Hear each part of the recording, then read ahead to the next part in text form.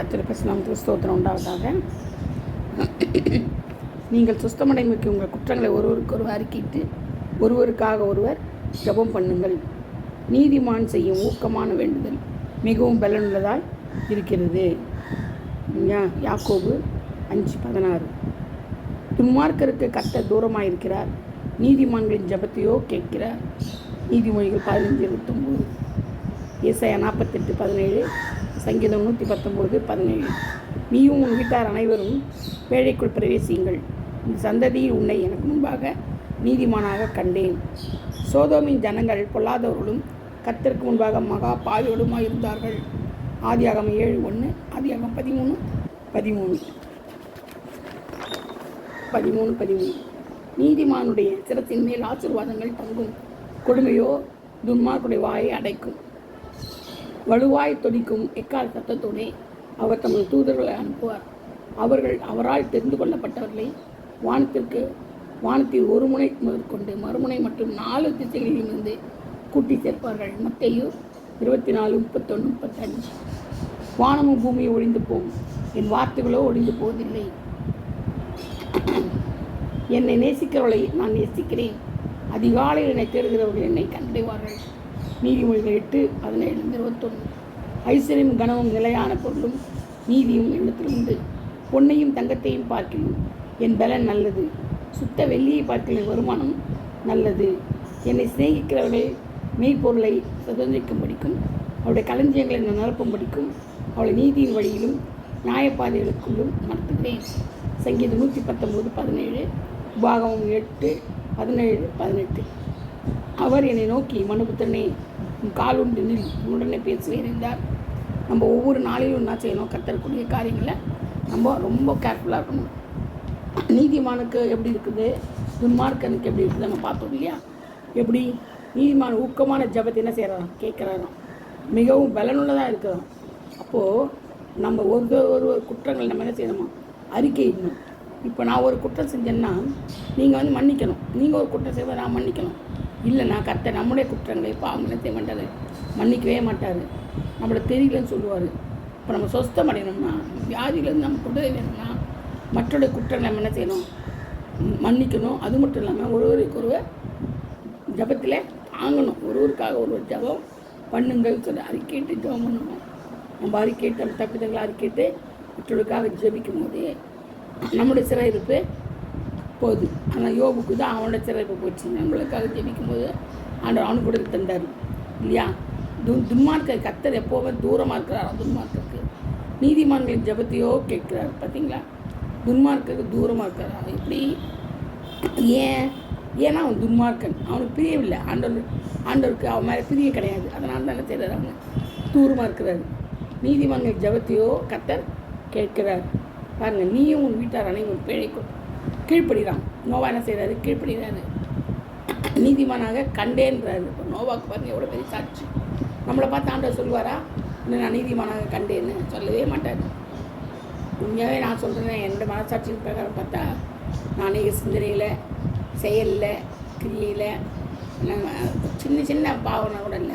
ஒருத்தரை பற்றி யோசிக்கிறேன்னா கூட அதோட பாவம் தான். அதனால் ஆண்டவர் எல்லாம் நீதிமான் சொல்ல மாட்டார். அப்போ எவ்வளோ பரிசுத்தப்படணும்னு பார்த்துக்கோங்க. நம்ம நீதிமான ஆண்டவர் சொல்லணும்னா, சுத்த பொண்ணாக விளங்கணும்னா என்ன செய்யணும்? ஆண்டோடைய சித்தத்தை நிறைவேற்றணும்னா நம்ம அவர் என்ன சொல்கிறாரோ அதன்படி நடக்கணும். அவருடைய சித்தத்தின் நடந்தால் தான் நம்மளுக்கு இது. இல்லைன்னா ஒரு பிரயோஜனம் நம்ம நீதிமான கூட மாட்டார். அது மட்டும் இல்லை, சோதோம் ஜனங்கள் பாவம் செய்து தெய்வ மகிமையை அட்டுப்பட்டாங்க. கொள்ளாதவர்கள் மகா பாவிகளுமாக இருந்தாங்க. யார்? சோதோம் குமாரா. அதனால தான் அவங்கள செஞ்சார், அப்படியே எடுத்து போட்டார் இல்லையா? அதனால் ஆண்டவருக்கு நம்ம எப்போ பிரியமாக இருக்கணுமோ, அப்படி ஆசீர்வாதங்கள் எப்போ சுதந்திரிக்கிறோமோ அப்போ தான் நமக்கு நன்மை. நீதிமான சிரசின் ஆசீர்வாதங்கள் தங்கும், கொடுமையோ துன்மார்க்குடைய வாயை அடைக்கும். பார்த்தீங்களா? சிரசின் ஆசீர்வாதங்கள் தங்குமா? நம்ம நீதிமானாக இருந்தால் நமக்கு என்னது? ஆசீர்வாதம் உண்டு. கொடுமையோ துன்மார்க்குடைய வாயை அடைக்கும். கொடுமை இல்லையா? தூதர்கள் நமக்கு எக்கால் சத்தத்தை அனுப்புகிறாரு. தெரிந்து கொள்ளப்பட்டவர்களை இந்த முனையிலேருந்து அந்த முனை வரையும் வானத்தில் செய்கிறாரு, கொண்டு சேர்க்குறாரு. 4 திசையிலிருந்து கூட்டி சேர்ப்பார்கள். பார்த்தீங்களா? எவ்வளோ பெரிய சாட்சி. ஆனால் வானமும் பூமி ஒழிந்து போனான், வார்த்தைகளோ ஒழிந்து போன. அவருடைய வார்த்தை ஒவ்வொன்றும் வார்த்தை உறுப்பு ஒன்றொன்றனா இல்லை, அழிந்து போகாதது, உண்மை, சத்தியம். அப்படி வார்த்தைகள் என்னது? சத்தியமானவை. அவருடைய வார்த்தைகள் நேசிக்கத்தக்கது. அவருடைய வார்த்தைகள் ரொம்ப ரொம்ப சத்தியம். என்னை சிநேகிக்கலை நான் சிநேகிக்கிறேன். நான் சிலர் ஆண்டவர் என்ன செய்கிறாராம்? அவரை சிநேகிக்கிறவர்களை சிநேகிக்கிறாராம். அதிகாலையில் தேடுகிறவர்கள் என்னை கண்டடைய. அதிகாலையில் என்ன செய்யணுமா? ஆண்டவரை தேடணுமா? அதிகாலையில் தேடணுமா? அதுதான் கண்டடைய. நம்ம சில சமயம் பார்த்தீங்கன்னா அதிகாலையில் ஜெபிக்கணும் போது முடியாது. ஆனால் சாதாரண டைமில் நம்ம முடிச்சுட்டு தான் இருப்போம். அதிகாலையில் ஜெபிக்கணும்னு மட்டும் அப்போ தான் தூக்கமே வரும் நம்மளுக்கு. வேறு எதாவது ஒரு இடங்கள் வரும்.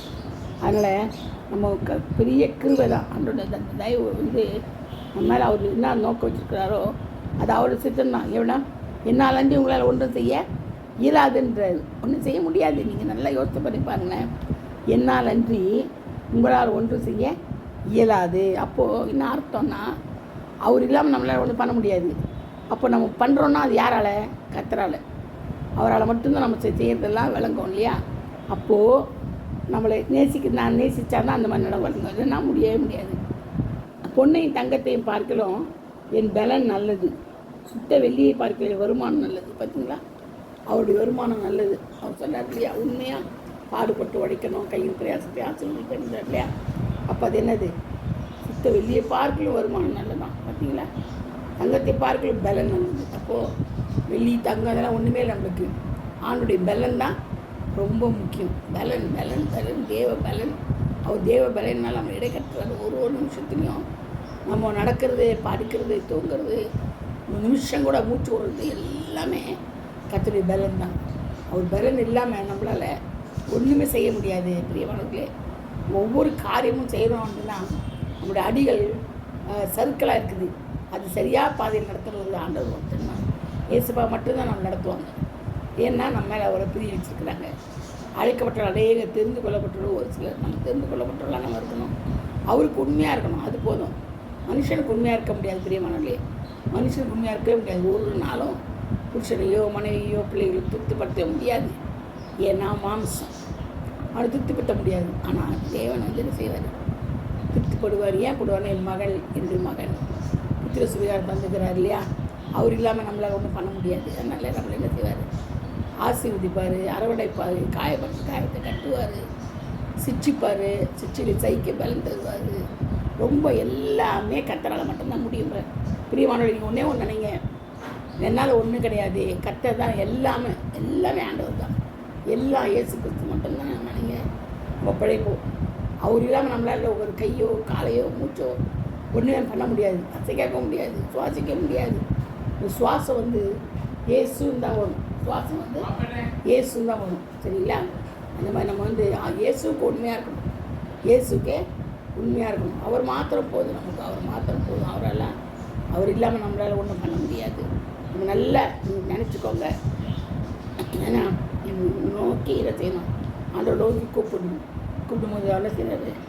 மனபுத்தமே கால் ஒன்று நில், நான் ஒன்று பேசுவேன்னு சொல்லுவாங்க. ஆண்டவர் நம்மளோட பேசுறதுக்கு நம்ம இடம் கொடுக்கணும். நம்ம அவரோட பேசணும். அவர் நமக்கு பேசுறதுக்கு நமக்கு நிறைய சான்சஸ். நமக்கு நேரம் கூட இல்லை. வீட்டில் பேசவே நமக்கு நேரம் இல்லை. ஊர் சுற்றிட்டு கதை பேசிக்கிட்டு ஃப்ரெண்ட்ஸ்கிட்டலாம் பேசுவோம். ஆனால் ஆண்டோட பேசுறதுக்கு நேரம் இல்லை. பெரியவனங்களே, அதெல்லாம் விட்டுருங்க. கடைசி காலம் நமக்கு தேவையானது ஒன்றே ஒன்று. அவர் மாத்திரம்தான். இயேசு தான் என்னுடைய பங்கு. இயேசு தான் என் ஜீவன். இயேசு தான் என் பலன். இயேசு தான் எனக்கு எல்லாமும் ஆனவர். அப்படி சொல்லி நம்ம ஒவ்வொரு தினத்தையும் நம்ம கடந்து போகிறோம். நைட்டு தூங்குறதுக்கே காலையில் எழுந்திருக்கோமானே நமக்கு தெரியாது. கொடிய காலம். ஆனால் ஆண்டவருக்கு தெரியும் நம்முடைய ஜீவன் ஏன்னா அவர் கருத்தில் இருக்குது. நம்முடைய ஜீவனை அவர் கருத்தில் வச்சுருக்கிறதுக்கு நம்ம எப்படி பயப்படணும் பாருங்கள். பயப்படுறோமா? ஒரு புரஜாதியாக கூட அவளுடைய தெய்வங்களுக்கு பயப்படுவான். கண்ணை குத்திடும், காதை குத்திடும், மூக்கை குத்திடும்ட்டு பழி வாங்குவோம். ராத்திரியில் வரும்.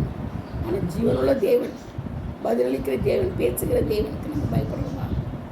அவர் மன்னிக்கிறவர், அவர் மன்னிச்சிடுவார் அப்படின்னு நம்ம நினைக்கிறோம். அவர் பிரியமானவர்களே, எல்லாத்துக்கும் ஒரு அளவு தான் இருக்குது இல்லையா? அவர் எரிச்சல் உள்ள தேவன் வேதம் சொல்லுது. அக்கினியால் பதிலளிக்கிற தேவன் சொல்லுது இல்லையா? நமக்கு ரொம்ப அந்த அளவுக்கு நம்ம ஆண்டவர் கோவப்பட்டாதபடி நம்ம என்ன செய்யணும்? அவரோட சேர்ந்து நம்மளுடைய தேவையெல்லாம் அவர் சந்திக்கிறாரு. அவருக்கு என்ன தேவை நம்ம கேட்கணும். அவருக்கு என்ன தேவை? ஆத்துமாக்களை அவருக்காக கொண்டு வரணும். அதான் அவர் விரும்புகிறாங்க. அவங்க என்ன வேறு விரும்புவாங்க? நம்ம இருதயத்தை திறந்து தாண்டணும். இருதயத்துக்குள்ளே வந்தோடனே என்ன சொல்லுவாங்க? நம்மளோட பேசுவாங்க, நமக்கு செய்ய வேண்டியதை செய்வாங்க, கடமையெல்லாம் செய்வாங்க. எல்லா காரியத்தையும் ஆண்டவர் பெரியவராக இருக்கிறார். நமக்கு எல்லாம் செய்வார், எல்லாத்தையும் கூட்டு கொடுப்பார். ஆனால் முதலாவது ராஜ்யத்தை நீதி தேடணும்னா நமக்கு என்ன செய்யும்? எல்லாமே கிடைக்கும் இல்லையா? ஆனால் நீங்களும் அதி சீக்கிரத்தில் நீங்களும் வேறு உபத்திரவங்க மத்தியில் கடந்து போயிட்டு இருக்கிறோம். அதனால் எல்லாத்தையும் சீக்கிரத்தில் ஆண்டவர் நீக்கி வருவார். கர்த்தர் நம்மளை பாதுகாப்பார், ஆசீர்வதிப்பார், பரிசுத்தப்படுத்துவார், பரலோக ராஜ்யத்துக்கு ஆயத்தப்படுத்துவார். Praise the Lord. Thank you. God bless you all.